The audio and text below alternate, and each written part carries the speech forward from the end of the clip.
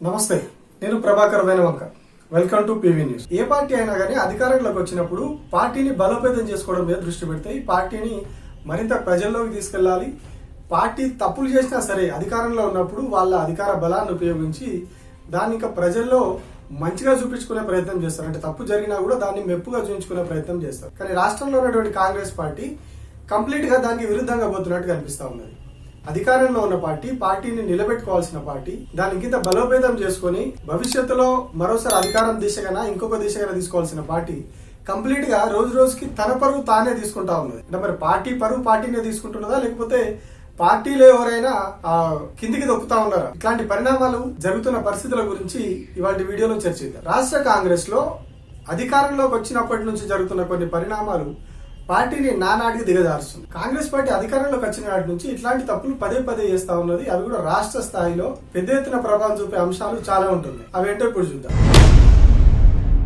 Party అధికారంలోకి వచ్చి ఏడాది తిరగక ముందే కాంగ్రెస్ పార్టీ అధికారిక ట్విట్టర్ హ్యాండిల్లో ఒక పోస్ట్ పెట్టి ప్రజాపాలన బాగుందా, గడీల పాలన బాగుందా అన్న ఆ కోణంలో ఒక పోల్ పెట్టిరు. అంటే వాళ్ళ ఉద్దేశం ఏంటి అంటే కేసీఆర్ ఇది దొరల పాలన, మాది ప్రజాపాలన, ఇట్లా పోల్ పెడితే ప్రజలు మాకే ఓటేస్తారనే ఉద్దేశంలో మేబీ పెట్టి ఉంటారు అట్లా. కానీ అది కంప్లీట్ గా రివర్స్ అయింది, ఎదురు తన్నింది.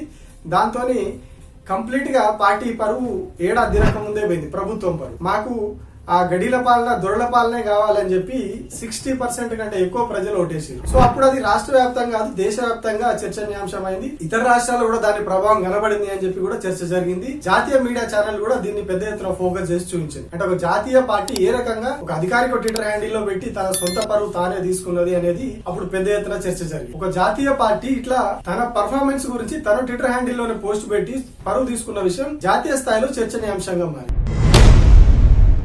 ఇక అది పోతే రీసెంట్ ఒక వారం రోజుల క్రితం అదే కాంగ్రెస్ పార్టీ రాష్ట్ర అధికారిక ట్విట్టర్ హ్యాండిల్లో ఇంకొక పోస్ట్ పెట్టి రైతు భరోసా ఇస్తున్నాం, మేము రైతు భరోసా డబ్బులు పడినాయని ప్రచారం చేసుకోవడానికి ఒక ఇద్దరు వ్యక్తులు పొలం పక్కన కూర్చొని మాట్లాడుకుంటున్న వీడియోను తీసి కాంగ్రెస్ పార్టీ అధికారిక ట్విట్టర్ ఖాతాలో పోస్ట్ చేసి అందులో డబ్బులు రైతు భరోసా డబ్బులు పడినాయి అని చెప్పి వాళ్ళు చెప్తారు. చెప్పిన తర్వాత చివరిలో వాళ్ళ కన్వర్జేషన్ లో చివరిలో బోనస్ డబ్బులకు సంబంధించిన చర్చ కూడా వస్తుంది. అయిపోయింది. పైసలు వచ్చినాయి, మన రేవంత్ అన్న పైసలు వేసిండు. ఎప్పుడు? నిన్న. నాకు కూడా మాట పైసలు కట్టేసినా ఇప్పుడే. ఎట్లా నడుస్తుంది? 4200 ఎకరంకు ఇచ్చేసినా, నాగైతే ఇచ్చేసినా. 2000 మిగులుతాయి కదా. మిగులుతాయి మనసాత్ర కదా మాట్లాడాలా. రైతు భరోసా దీంతో పాటు రైతు భరోసా కూడా ఇప్పిస్తున్నా ఏముండే. అసలు మన బోనస్ కూడా వేస్తాడంట రేపెల్లుండి. వేస్తాడన్నారా? ఆనకాల వేసాడు కానీ ఆనకాల వేసాడు కానీ అందులో వాళ్ళు ఒక బూతు మాట మాట్లాడు. గతంలో ఏదైతే ముఖ్యమంత్రి రేవంత్ రెడ్డిని బూతులు తిట్టురు అని చెప్పి ఒక వీడియో రైతు మాట్లాడిన వీడియోని పోస్ట్ చేసినందుకు ఒక రేవతి అనే జర్నలిస్ట్ ని అరెస్ట్ చేసి ఎట్లయితే జైల్లో పెట్టిరో వారం రోజుల పాటు, సేమ్ అదే విధంగా ఇప్పుడు అధికారిక కాంగ్రెస్ పార్టీ ట్విట్టర్ హ్యాండిల్లో ఆ బూతులు పెట్టి ఏకంగా ముఖ్యమంత్రి రేవంత్ రెడ్డినే వాళ్ళు తిట్టిపించారు. అందులో రేవంత్ రెడ్డినే వాళ్ళు తిడతారు. సో దాన్ని ఇప్పటివరకు ఎట్లాంటి చర్యలు లేవు. అది బయటకు వచ్చి బీఆర్ఎస్ వాళ్ళు బయట పెట్టేసరికి ఆ పోస్ట్ డిలీట్ చేసేసిరు. ఆ కథను అక్కడి నుంచి ముగించే ప్రయత్నం చేసి అంటే ఈ ఘటన ద్వారా కూడా మరొకసారి కాంగ్రెస్ పార్టీ పరుగుపోయింది. అంటే స్వయంగా సొంత అకౌంట్ లో రేవంత్ రెడ్డిని తిట్టే వీడియో పెట్టుకోవడం అనేది ఏ మూర్ఖుడు కూడా ఏడు. కానీ కాంగ్రెస్ పార్టీ చేసి వైపేమో కేటీఆర్ తిట్టిండు అని చెప్పి కేటీఆర్ మీద కేసులు పెట్టి కౌశిక్ రెడ్డి మీద కేసు పెట్టి ఒక అడవి నడుస్తా ఉన్నది. గజ్జలకాంతం లాంటి వ్యక్తులు ఇంకా కొందరు వ్యక్తులు ప్రెస్ మీట్లు పెట్టి దారుణమైన ఆరోపణలు చేయడం బీఆర్ఎస్ పార్టీ మీద, కేటీఆర్ మీద. అట్లాగే కొన్ని ఏఐ వీడియోలు తయారు చేయడం, కేటీఆర్ ను కించపరిచేలాగా, ఆయన వేరే వాళ్ళతో సన్నిహితంగా ఉన్నట్టు మహిళలతో కొన్ని వీడియోలు తయారు చేసి సోషల్ మీడియాలో తిప్పుతా ఉన్నారు. ఒక వైపేమో వీళ్ళు ఈ అబ్యూజివ్ లాంగ్వేజ్ సంబంధించి ఒక వైపు కేటీఆర్ కౌంటర్ ఇచ్చుకుంటూనే, కేటీఆర్ మీద కేసులు పెడుతూనే వాళ్ళే రేవంత్ రెడ్డిని తిట్టే వీడియో వాళ్ళ సొంత కాంగ్రెస్ పార్టీ అధికారిక ట్విట్టర్ హ్యాండిల్లో పెట్టుకున్నారు. సో దీంతో ఇంకొకసారి పరుగు పోయింది. ఒకసారి ఏడాదికి, ఇంకొకసారి ఏడాదిన్నరకి.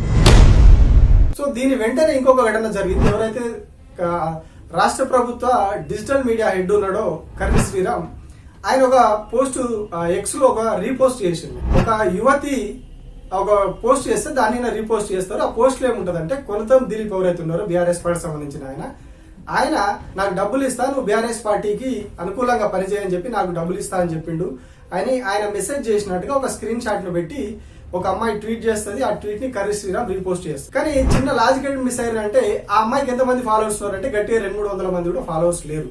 ఎక్స్ లో కానీ ఫేస్బుక్ లో ఎక్కడ చూసినా కూడా గట్టిగా 200-300 మంది ఫాలోవర్స్ లేరు. ఆమెకు కొంతమంది తెలివి డబ్బులు ఇస్తామన్నాడు అన్నట్టుగా వాళ్ళకు పోస్ట్ పెట్టేసరికి వీళ్ళంతా కూడా కంప్లీట్ గా రీసెర్చ్ చేసి దాని మీద ఏ హ్యాండిల్స్ ఎక్కడి నుంచి నడుస్తా ఉన్నాయి, అసలు కాంగ్రెస్ పార్టీకి సంబంధించిన సోషల్ మీడియా ఎవరు నడిపిస్తా ఉన్నారు, ఈ కొన్ని ఫేక్ పేర్లతో నడుస్తున్నటువంటి అకౌంట్లు ఎక్కడ ఉన్నాయనేది తీసి ఒక 20-30 మంది సంబంధించిన లిస్ట్ అంతా కూడా బయట పెట్టారు. సోషల్ మీడియాలో తిప్పుతా ఉన్నారు బీఆర్ఎస్ పార్టీ వాళ్ళు. ఆ ఫేక్ అకౌంట్లన్నీ కూడా ఎక్కడి నుంచి నడుస్తున్నాయనే డేటా మొత్తం తీసి సోషల్ మీడియాలో బీఆర్ఎస్ వాళ్ళు పెట్టారు. అదంతా ఎక్కడి నుంచి నడుస్తున్నది, ఎవరైతే కర్రీ శ్రీరామ్ డిజిటల్ మీడియా ప్రభుత్వ డిజిటల్ హెడ్ ఉన్నాడో ఆయననే ఈ ఫేక్ అకౌంట్ లో నడిపిస్తా ఉన్నాడు. ఆయన చేతుల మీదుగానే ముఖ్యమంత్రి రేవంత్ రెడ్డి కార్యాలయం నుంచే వ్యవస్థ అంతా నడుస్తా ఉన్నదని వాళ్ళు కంప్లీట్ గా సోషల్ మీడియాలో ఎక్స్పోజ్ చేశారు. సో ఇలా ఇంకొకసారి పరుగు పోయింది. అంటే ఇప్పుడు మనం తీసుకునే వాళ్ళు మేజర్ 3 ఇష్యూలను మాత్రమే మనం తీసుకుని ఈ వీడియోలో చెప్పింది. అంటే ఏ పార్టీ అయినా కూడా పార్టీని ప్రొటెక్ట్ చేసుకోవడానికి, పార్టీని బదనాం కాకుండా చూసుకోవడానికి చూసుకోవాలి. కానీ ఇక్కడ కాంగ్రెస్ పార్టీకి సంబంధించిన వ్యక్తులే కాంగ్రెస్ పార్టీ అధికారిక ట్విట్టర్ హ్యాండిల్లో ఆ రోజు పోల్ పెట్టి పరుగు తీసుకున్నారు. నెక్స్ట్ రేవంత్ రెడ్డి తిట్టే వీడియో వాళ్ళ అఫీషియల్ హ్యాండిల్లో పెట్టి వాళ్ళు ఇంకొకసారి పరుగు తీసుకున్నారు. ఇప్పుడు కంప్లీట్ గా వాళ్ళ ఏవైతే దుష్ప్రచారం చేస్తున్నారో, బీఆర్ఎస్ పార్టీ దుష్ప్రచారం చేస్తుందని చెప్తా ఉన్నారో ఆ హ్యాండిల్స్ అన్ని కాంగ్రెస్ పార్టీకి సంబంధించిన హ్యాండిల్స్ ఏవైతే ఉన్నాయో వాటిలో చాలా వరకు ఫేక్ ఉన్నాయి. ఏదైతే కొనదం దిలీప్ మీద పెట్టినటువంటి ఆరోపణలు ఉన్నాయో అది కూడా ఫేక్ అకౌంట్ అని చెప్పేసి అది కూడా వీళ్ళు మొత్తం బయట పెట్టి కాంగ్రెస్ పార్టీని బజార్లో నిలబెట్టి, అంటే ఒక అధికారిక పార్టీ ఈ స్థాయిలో డిఫేమ్ కావడం, తన పరువు తాను తీసుకోవడం అనేది చాలా పరువు తక్కువ విషయం. పార్టీని బలోపేతం చేసుకునే దాని మీద ఫోకస్ పెట్టాలి. ఎట్లా దొరకద్దు ప్రత్యర్థికి అని అది చేయాలి. ఎందుకంటే ఈ టెక్నికల్ ఇష్యూల పరంగా బీఆర్ఎస్ మేము చాలా బలంగా ఉన్నామని చెప్పి చాలా సార్లు నిరూపించుకున్నది. ఏకంగా గతంలో జాతీయ స్థాయిలో తోపులు అని చెప్పుకున్న బీజేపీ కూడా చాలా సార్లు చుక్కలు చూపెట్టింది సోషల్ మీడియాలో అధికారంలో ఉన్నప్పుడు. ఇప్పుడు అధికారంలోకి పోయిన తర్వాత వాళ్ళు అదే దూకుడు చూపెడతా ఉన్నారు. గ్రౌండ్ లో ఎట్లా ఉందనేది వదిలిపెడితే సోషల్ మీడియాలో మాత్రం వాళ్ళు గట్టిగా ఉన్నారు. దానికి తగ్గట్టుగా దానికి కొట్టేలా కాంగ్రెస్ ఉండాలి, అధికార పార్టీ ఇక్కడ. కానీ వాళ్ళ చేతిలో ప్రతిసారి చిక్కుకోవడం, వాళ్ళ చేతిలో ప్రతిసారి ఏదో వాళ్ళ మీద బురద చల్లబోయి ఆ బురదని వీళ్ళు పూసుకోవడం, వీళ్ళు పోయి కంప్లీట్ గా బురద మడుగులో దుంకినట్టుగా పరిస్థితులు చేస్తా ఉన్నారు.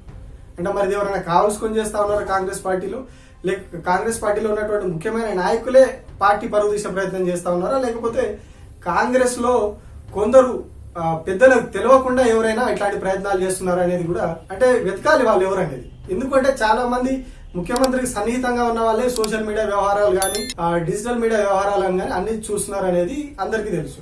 మరి అట్లాంటప్పుడు ఇట్లా పదే పదే పార్టీ పరుగు పోయే కార్యక్రమాలు సోషల్ మీడియాలో కావచ్చు, ఈ డిజిటల్ మీడియా వ్యవస్థలో ఎందుకు జరుగుతూ ఉన్నాయి అంటే ఖచ్చితంగా ఇది కాంగ్రెస్ పార్టీ ఒరిజినల్ నాయకులు ఆలోచించుకోవాల్సిన విషయం. దీన్ని ఎవరు డ్యామేజ్ చేస్తా ఉన్నారు పార్టీని? ఒక జాతీయ పార్టీ ఎందుకు ఇట్లా అవుతా ఉన్నది, ఎందుకు ఈ రకంగా పరువు తీసుకుంటా ఉన్నది, ఈ రకంగా తీసుకుంటూ పోతే ఫ్యూచర్ లో పరిస్థితి ఏంటి, అసలు రేపటి రోజున రాబోయే రోజుల్లో కాంగ్రెస్ పార్టీ పరిస్థితి ఏంటి, నాయకులను పక్కన పెడితే అసలు కాంగ్రెస్ పార్టీ పరిస్థితి ఏంటి రాష్ట్రంలో, ప్రజలు నమ్ముతారా, ప్రజల్లో పరువు ఉంటుందా అనేది కూడా కాంగ్రెస్ పార్టీ ఆలోచించుకోవాల్సిన అవసరం ఉన్నది. Thank you.